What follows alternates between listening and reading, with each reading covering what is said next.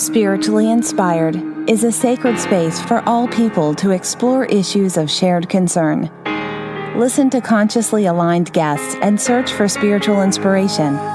Podcast hosts Renee Siri and Jason Barniski, yoga teachers and authors, explore and find inspiration on the path to enlightenment.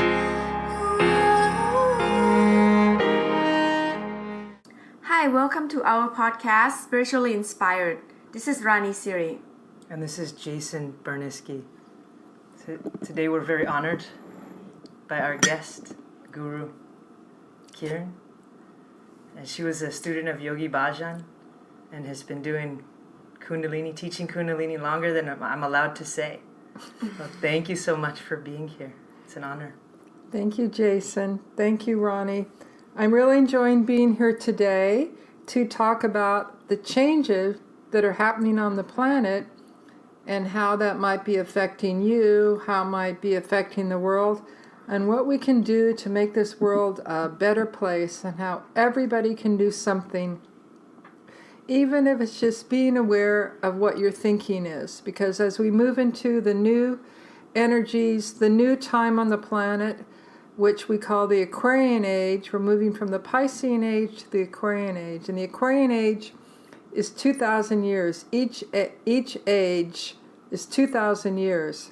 So we're right at the beginning of a whole new way of being. And what's happening during this time is all the chaos, all the things that haven't been seen, that have been hidden, are being brought to the surface. So we can look at them and see what we want to keep to make a better world, ushering in 1,000 years of peace, and what we want to let go of.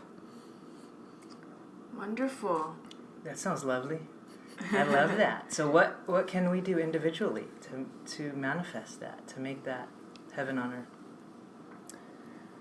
The first thing to be aware of is that you, as a human being, hu meaning light and man meaning mind yogically, that as a human being you can actually are here, and you can, and we'll talk about that, are here to project light into the world, to bring more light into the darkness. So you can think about when you walk into a dark room and it just takes one candle to light up a whole room that's previously been dark.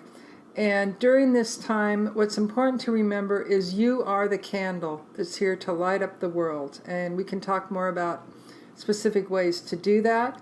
But the first part is to understand that you do have power and you're here for a reason. And inside you, you have that light inside you, that light of spirit, that goddess spark inside you.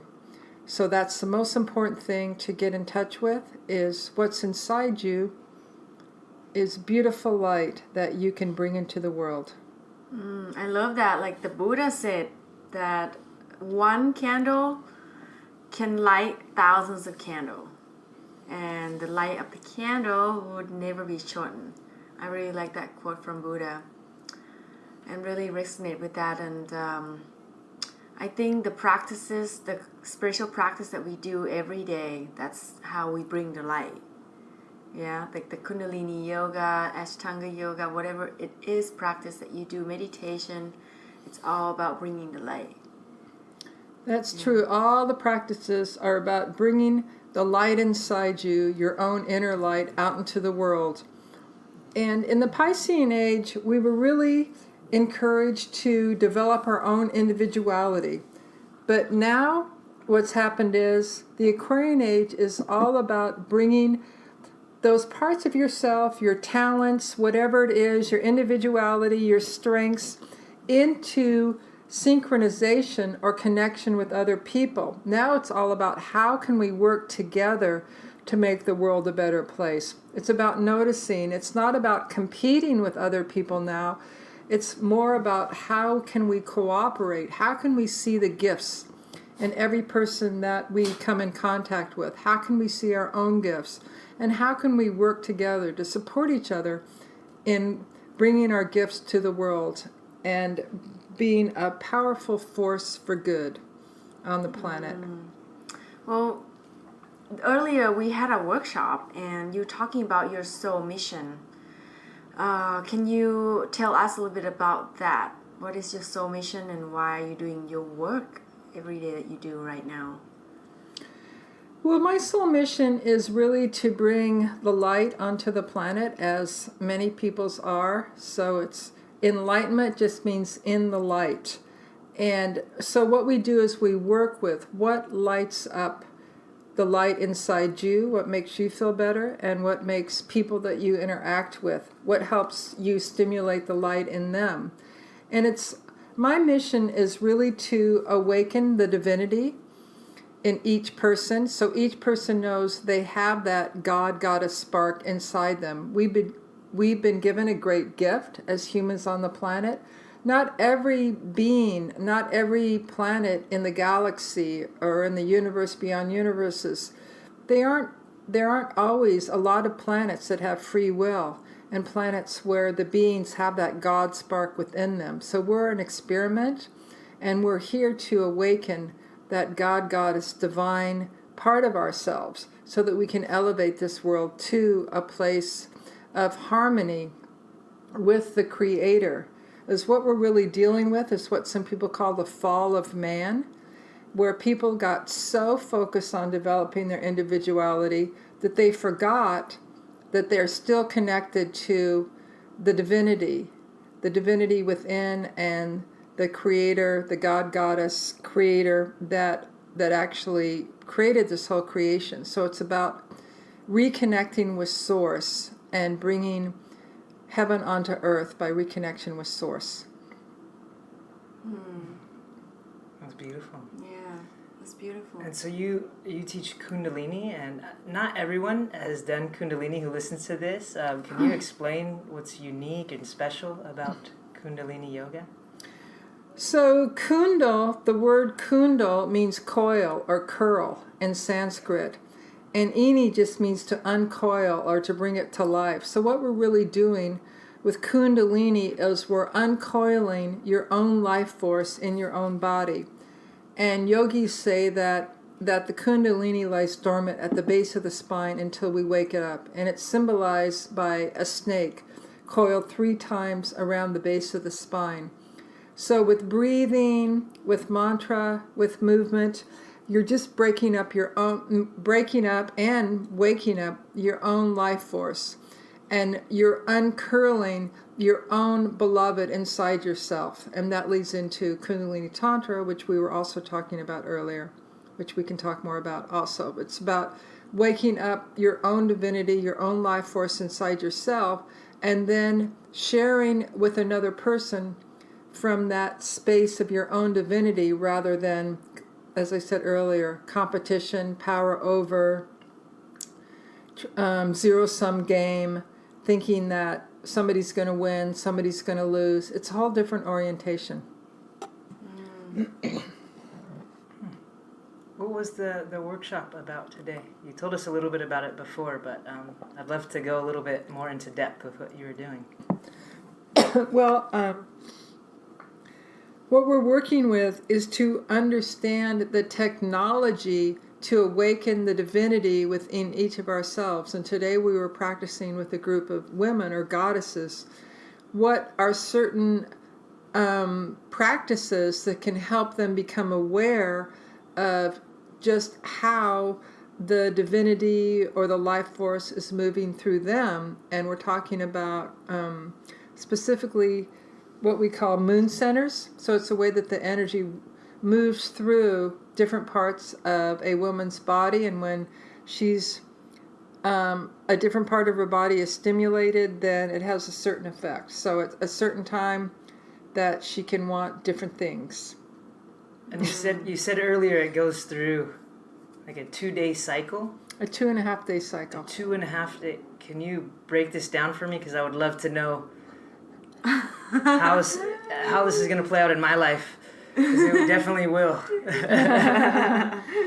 Okay, well, now we're talking about relating to each other from more knowledge and from more divine selves. And I wanted to preface it with a context. Okay.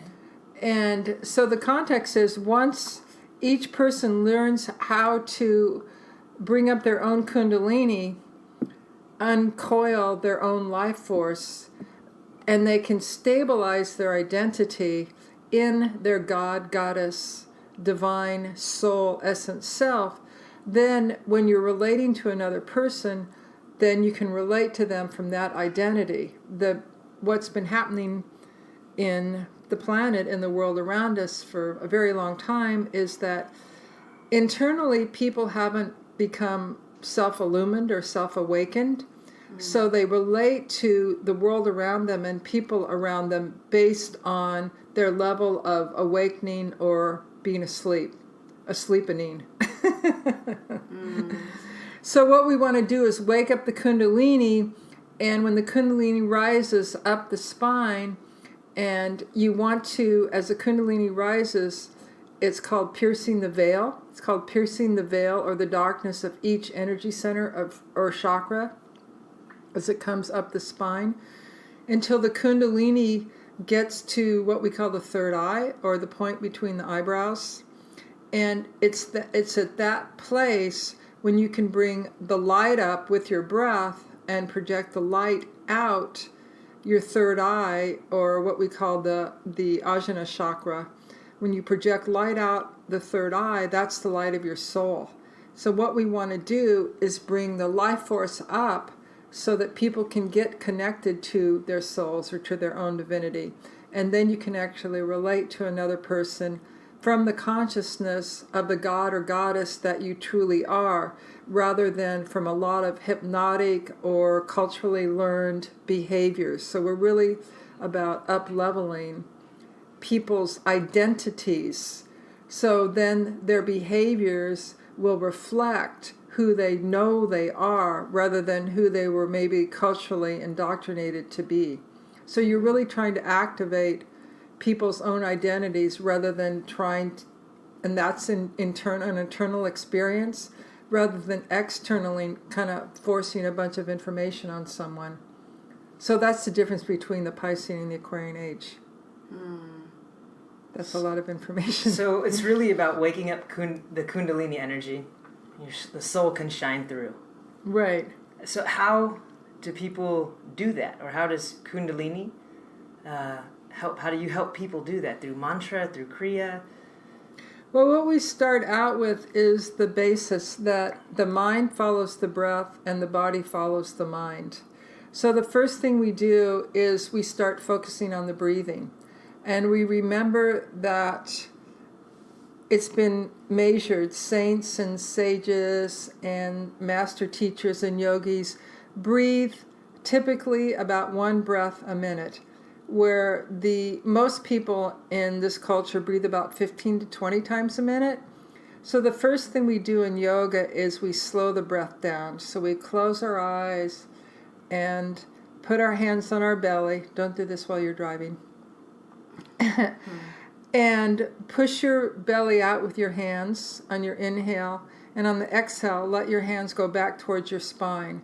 So you can consciously practice slowing your breath down, and that will immediately relax your mind when you're anxious. So we start with slowing the breath down to calm the mind so people can calm down and not be reacting, because first people have a thought and then they attach an emotion to that thought and then they act out of the emotion. But what we want to have people do is slow the breath down so they can watch their thoughts, and then they have a choice what action they're going to take. So it becomes an action rather than a reaction. So the first thing we're practicing is how to move from reaction to action. And that's all done with watching the breath. What I found in teaching people to breathe is a lot of people, they breathe in their abdomen the opposite. So as they inhale, they pull in their stomach, and they exhale, they push it out. As opposed to when you inhale, your diaphragm fills up. I think it has to do with looking at yourself in the mirror, maybe from the side. Consciously, like washing your navel center, right? When the breath go in and out. Like meditation. Like breathing meditation. Yeah, and I found all different spiritual practices, most of them start by tuning into the breath, whether it's Kundalini or Astanga or Vipassana meditation. the majority of meditations that I've done, it's all about at first the breath. Yeah. So the first practice that will take people from the outside in, from the Picean to the Aquarian age, from external chaos to inner peace, is just focusing on the breath. Just bring the focus back to the breath. Bring the focus back to the breath. And that's why I suggest to people, and I always start my classes with, for people to put their hands actually on their bellies and to push their hands out on the inhale and push their hands back towards their spine on the exhale, so they can start to feel their connection with the breath and the body, and then we move into the different exercises. And we always tell people to keep bringing your focus back to the breath, and if you're just lost in a posture and you're not paying attention to your breath, then slow down or stop, reconnect with your breath, and then go back into the posture. Can you, I know in Kundalini, a lot of kriyas are in that practice. Can you explain what a kriya is and why it's so valuable? Well, a kriya is a set of exercises or a sequence of exercises for a certain result. So if you want to calm the mind down, or if you want to energize yourself, or if you want to loosen your spine, there's a kriya for almost everything. Or if you're depressed, you want to be happy. So it's basically a sequence of exercises that are put together for a certain result. So it's a technique, basically, to work with the body and the mind. Right. Kriyas involve a posture, breathing that's suggested to be used with that posture, and then usually a mantra that you use with the mind. So the mantras are infinite sounds that take us into what's called the nod or the sound current, and that's a higher frequency. There's certain sound frequencies that take us elevate the mind and the body and the spirit, and certain sounds, and I won't mention any, but you can just think in your own minds, what kind of words or sounds make you feel bad or terrible or bring your energy down, and what kind of sounds elevate your frequency or open your heart. Like if you say, I love you, or like, oh yeah, I really love you. Like there's a certain, the tone and the words can elevate your consciousness or not. So we work with mantras, Sanskrit mantras that have a high frequency that elevate your consciousness. And we were talking about when you chant Om, O-N-G, it has a different meaning than Om, which is O-M. Could you please explain that, of what's the difference and why do we use certain mantra? The universe is balanced, and the universe is held in balance by two basic forces. There's a static force, and there's a force that's kinetic. So the stable static force is the Om, or in yoga it's called the Shiva principle. And Shiva's what you could also think of as the container, and sometimes that's called the male energy, although we both have male and female energies inside us. That's the Om. It takes us into the infinite. So the infinite God force is always a stable force. It's always there. It was never created, and it's never uncreated. So the God force or spirit or whatever you want to call it always is. It's a stabilizing force in the universe. And the flowing force, that kinetic force, that which brings life, is called the Shakti. And so what you want to do to stabilize and move into the infinite, you chant Om, but to come into the body, because the body is a kinetic force, it is an expression of life. So to come into the body, we say Om, O-N-G. So that's why we start out our chant with Om. And you can feel that your whole body will vibrate when you say Om. Let's all say that. Om. Feel that in your body? Yeah. So let's all say Om. Om. Now where do you feel that? Third eye, the head. It takes you out. up and out of your out. body, right? So what we practice is coming into the body, and we practice activating the life force in the body, uncurling the love of the beloved, so that we are expressions of God, Goddess in motion. We're not in the absolute. We'll have plenty of time to float around in the ethers when we're not in bodies. But now we want to embody the kinetic, life-giving frequencies. It's a good explanation, because I've done a few Kundalini classes, but I've always felt that the energy just is raised so high and out. But that's, I guess, the grounding way at the beginning of all the classes is Om Namo, to really ground yourself. Well, the Kundalini rises and falls up and down the spine. So if you think about the caduceus, or that spiral energy that spirals up one side and down the other, so it's called the Ida and the Pingala. The Kundalini rises up and then comes to the earth. So we're connecting heaven and earth. It doesn't just rise up and then leave, because if the Kundalini just rose up and left, then we'd all be blinking out of existence. But we want to raise the energy and then bring the energy back down into the body. So again, we're connecting heaven and earth. We are actually the receiving stations for bringing heaven onto earth at this time on the planet. Well, do you want to circling back to that moon center, cycle?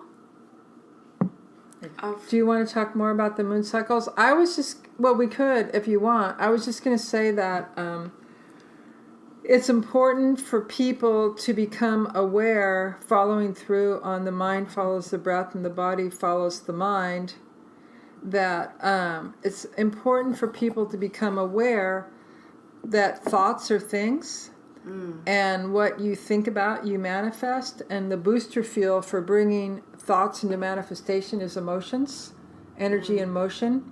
So I think it's really important for people to understand what energy centers are, and to use their master key or their third eye to watch what they're doing with different energies. As an example, earth. So the first, what we call tattva, or energy, or in the first chakra is earth. So earth is feeling secure and grounded in the positive and connected, but it can also be stuck.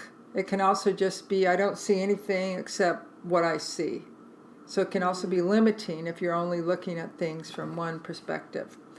And then the second tattva, or energy, is water. That's the second chakra. So water is a flow. So if it's just the people are just in the second chakra, they can be too emotional, or often lost in their own thoughts and their own fantasies. So if it's just water but not connected to the other chakras. And then the third chakra is fire. So again, some people can be in their third chakra and really angry and want to manipulate other people, and we call that power over. So then we're moving into the next chakra, which is the air element. And the only place where we can really actually feel and experience the connection with other people and the world around us is when our hearts are open. Because think about it. Am I just breathing my air? And it's not, like you can't have any? Is there any way I can control the air I breathe? It belongs to all of us. Right. So the only place where we can really actually have genuine connection with other people is when our hearts are open. So people are just in their, say, first chakra, they could want to control everything. No, that's my house. That's my couch. That's my dog. They get, real I, me, mine a lot. And so it's not until people move into their heart chakras that they can actually connect and experience and let and flow with another person. So all of the things that are happening right now, that are coming out in the news, all the power over things, that's all people in their lower chakras. They haven't opened their hearts to compassion, kindness, tolerance, understanding. That's all. So then once you open your heart chakra, then you can move into your throat chakra, and that's called ether. And ether is the world, is the energy that we all live in. We live in an etheric field. So what happens is, when you start to want to manifest something and you're thinking about something, your thoughts go into the ethers, into the etheric field, and everybody's thoughts go into the field. So they have an energy, and thoughts attract. So your thoughts are going to find other thoughts that are like your thoughts. So then you're going to think, oh, I just was thinking about my friend, and you're connected with that friend. So, oh, they just happened to call you. So you start becoming aware of how we're all connected in this etheric field.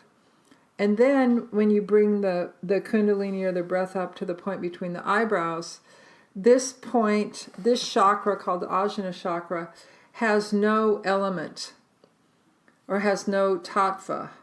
So what happens, the reason we want to have people's identity focused or stabilized in the point between the eyebrows, because that's where you connect with your soul, because that connects to the pineal gland.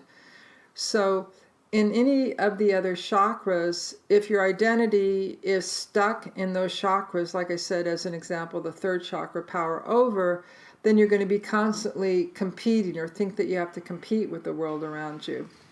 But when your identity is stabilized at your third eye, or with your soul, then you're expressing your own divinity, and then you can look at the people around you as divine, and then you can start stimulating more compassion, more connection, more love, more kindness, more tolerance in the world around you. That's a lot of information, Matt. No, that's actually great information.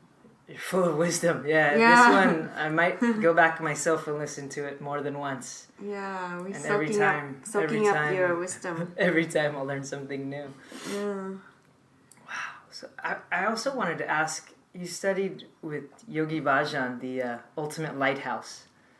Yeah. Can you tell us a little bit about him? Maybe you have a story that you could tell about him? Well, it was very electric to be around Yogi Bhajan for sure. He was a very imposing figure, about 6'3" or 6'4", maybe, big guy, but strong and gorgeous. And when you saw him, you know that he was definitely a avatar or a master teacher. You just felt the electricity of his presence. And it was actually even kind of scary. And he used to say that because he'd go, people have a question for me, and then when they get in my presence, they can't remember anything, because he had so much light that it was so kind of overpowering to the ego mind. You just get in front of him, and your mind would just go blank. And so he used to laugh about that. People come to ask me a question, but then they can't remember what they were going to say. So I had that experience too, because I was at many courses and classes with him. And you could go up after the class and ask him a question. There was a period of time that they used to let people do that. Later, a lot of things changed, but I had that experience of just going up and sitting in front of him, and just your mind just sort of became overtaken with so much light, which was really beautiful, but it was kind of funny. But I know that one time he used to let people touch his feet, not kiss his feet, because it wasn't about him being a teacher over us. It was about, he said his mission, he came here to create teachers.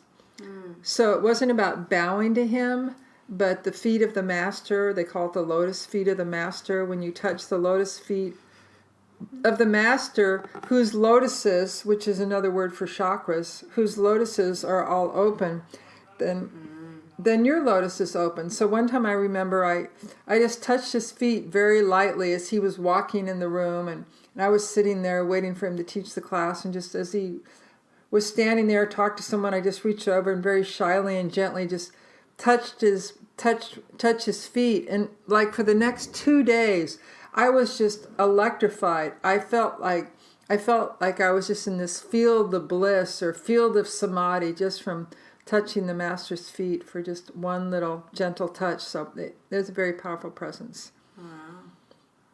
There's a chant that we do in Astanga Yoga, and it says, I take the dust from the lotus feet of the Guru and cleanse the mirror of my heart. That's beautiful.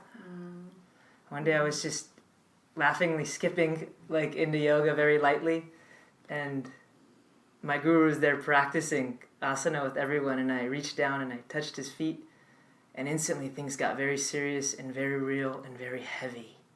Whoa. This energy, it's real. It's not just all around us, but it is us. I should try to touch Tim's feet next time. One time he walked by quickly, and I touched his feet, and he said, "Oh, you're trying to steal a little bit of dust." Aww. Stardust. Wow, lucky. So we were talking earlier too about the mission on the planet right now, and the mission for the Aquarian age is to usher in the 1,000 years of peace. And so that's what we were talking about. How do we actually bring peace onto the planet? And there's a person named Dieter Dune, and he and a group of his friends in Germany were really devoted to this question: how do you bring peace onto the planet? They were politically active, but they were feeling frustrated. They weren't having results with going through the normal political channels. And so they moved together into the Black Forest in Germany and lived together for about 4 years, just trying to, explore different ways to bring peace onto the planet. And what they realized is, what they came to the conclusion is, that the men and women in the group couldn't even get along with each other without fighting, that there was all this tension between the men and the women. So they began to practice all kinds of ways to work it out so that the men and the women could actually learn how to be supportive of each other and live together in such a way that was harmonious rather than based on a lot of misunderstandings. So what my inspiration is, the reason for these yogic practices is they actually fill in the missing blank with specific tools and technologies. Oh, okay, if you focus on your breath, bring your breath up to your third eye so that you're activating your own identity as a divine being, and you see your partner or the people around you as divine, then you're actually able to live in that higher peaceful frequency with the people around you and with your partners. And then once we live in harmony, when there's harmony in the home, right, then that spreads out to the world. So that's why I'm really excited about putting these yogic teachings with the Aquarian age at this time to bring peace onto the planet, person by person and couple by couple and group by group and class by class. And you do a lot of like the white tantra and the love coach workshop, which I taken one. It was amazing. Like you did teach of how couples communicate and how we can be like an active listener, and we learn how to make like listening ears, which just bring the humor into the conversation and make it lighter. And I really like the way you teach. So can you explain though a little bit about like what's the white tantra? Because people take it in this context of like the tantra is more like the sexual, and maybe there's misunderstanding out there. Well, tantra means to weave together. So that's what we've been talking about, how you can weave together. Like if you think about if you've ever done any weaving or knitting where you have different strands and you weave them together, what's stronger, like one single thread or when you have a lot of threads woven together into a beautiful oriental carpet, say?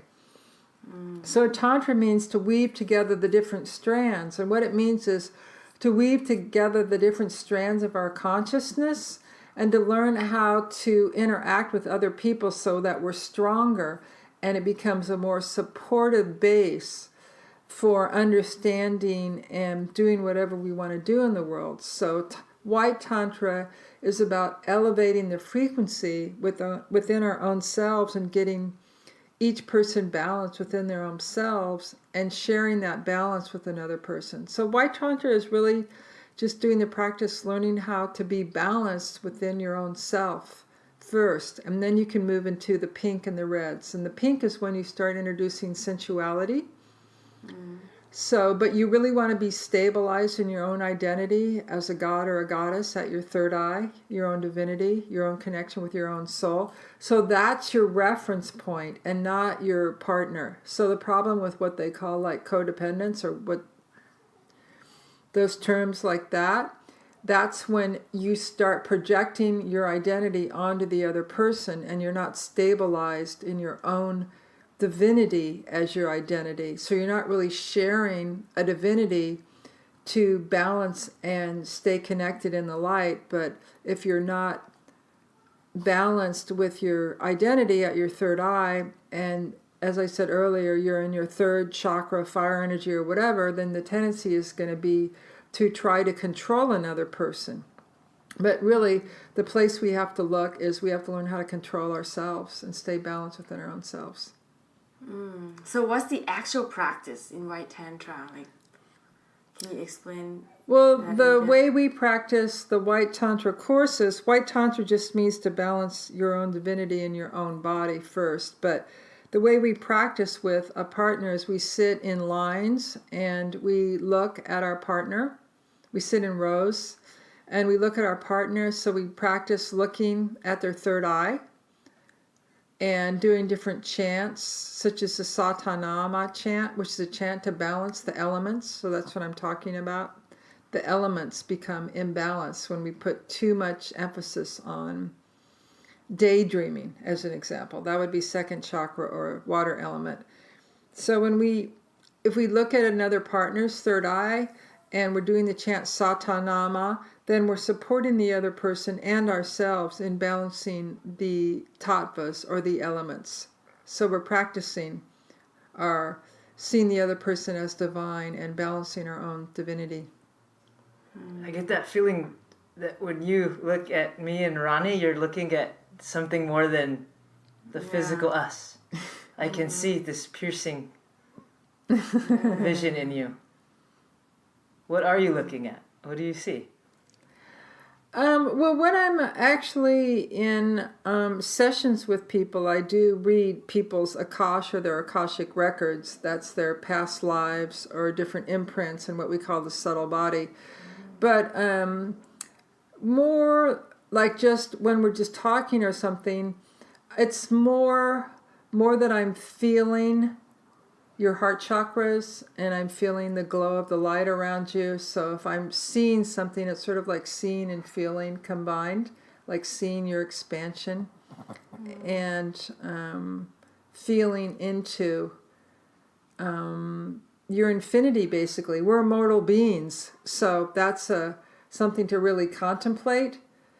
And it's really a motivation, I think, to work during this time frame on developing our own selves, being an immortal being. What we do really does matter. And so when I do look and see, and I am in session with people, I look and see at experiences they've had before in past lives, and if those are still influencing them, because there can be certain patterns that people don't remember, things that have happened in past lives. But when we can bring that into being and become aware of certain experiences that I had in the past and complete those experiences, then we're no longer bound by repeating habits over and over again. And a lot of times, people that have been together as a couple in past lives will incarnate again to work things out. So it's important if you're with someone and you feel like you were just really drawn to that person, to pay attention to you could be together to work out certain patterns. Do you have any questions on that? Because I'm going to ask about her book. Yeah. Well, I know Ronnie has done some sessions with you and had tremendous results. Yeah. We did a session of reading, and I think there was something about like releasing energy that was like stuck in my like throat area. Before the session, I often woke up with like scratch that I literally scratched myself to blood, like on my neck, and it happens like once every month or twice a month, and I don't know what it is. It's just I just feel like something it's on my neck when I was sleeping, and I would always just try to scratch it out. That day I showed it to Guru Kirin too, and after that I never had that experience.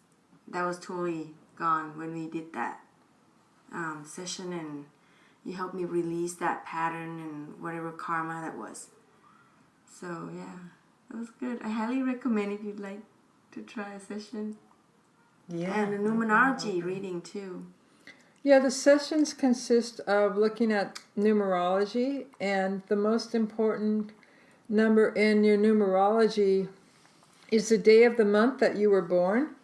So there's this series system of numerology that I work with, which is called tantric numerology, is a system of 10 basic numbers and 11 being mastery. So it's a system that we work with, and everybody has a soul number, and you look at the world through the eyes of your soul, and then a karma number, and that's what we look at for the readings. And that's probably a whole nother podcast to go into all that, though. Yeah, but you're writing a book about that. Yeah, we're writing a book about that, and we're going to be putting that together, and also writing a book about Tantra and the Tantra practices. So how to elevate yourself so that you can move into your identity as a god or goddess, and then you can bring that technology and that divine love to the world, so we can create a world of support, love, harmony, divine peace, and happiness for all.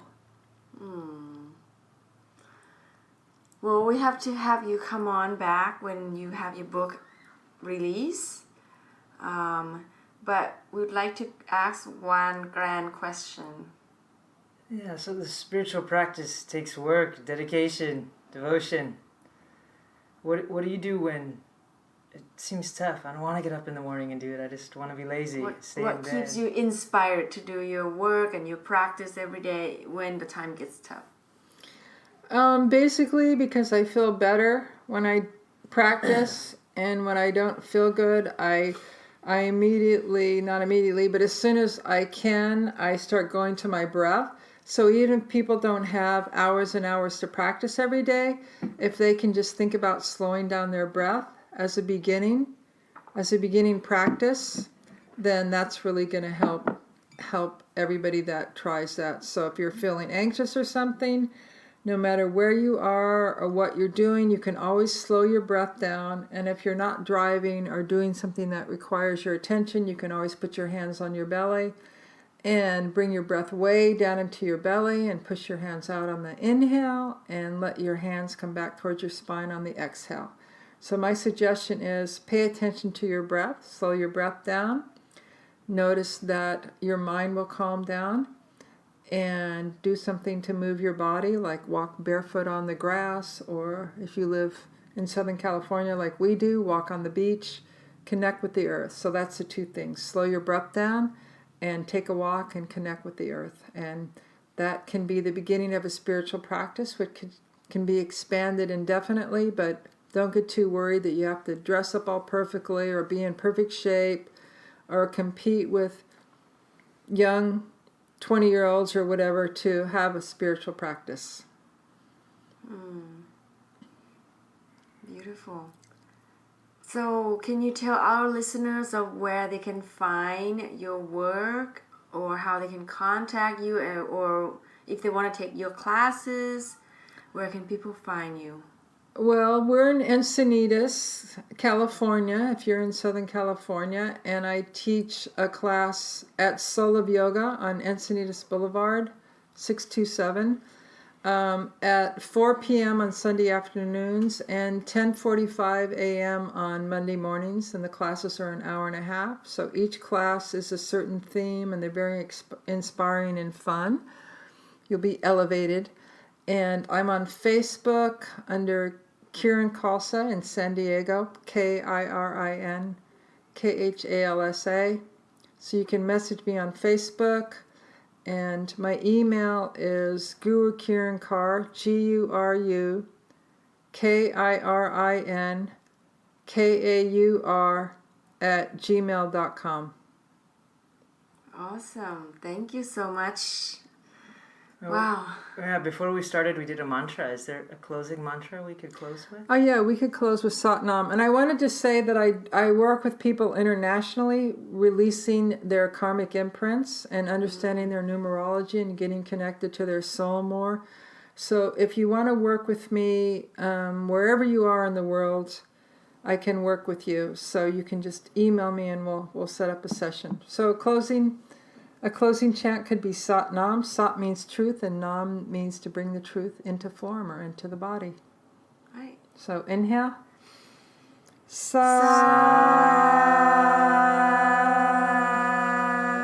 Nam. Sat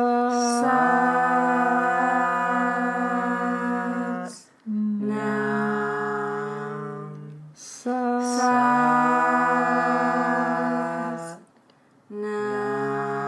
May you live to your divinity, your God, Goddess self, and bring peace to yourself and to others. Sat Nam. Thank you. Satnam. If you enjoy the podcast, please subscribe to stay updated on new episodes. And remember to like or comment in the section below. Thank you for tuning in, and let's stay inspired together.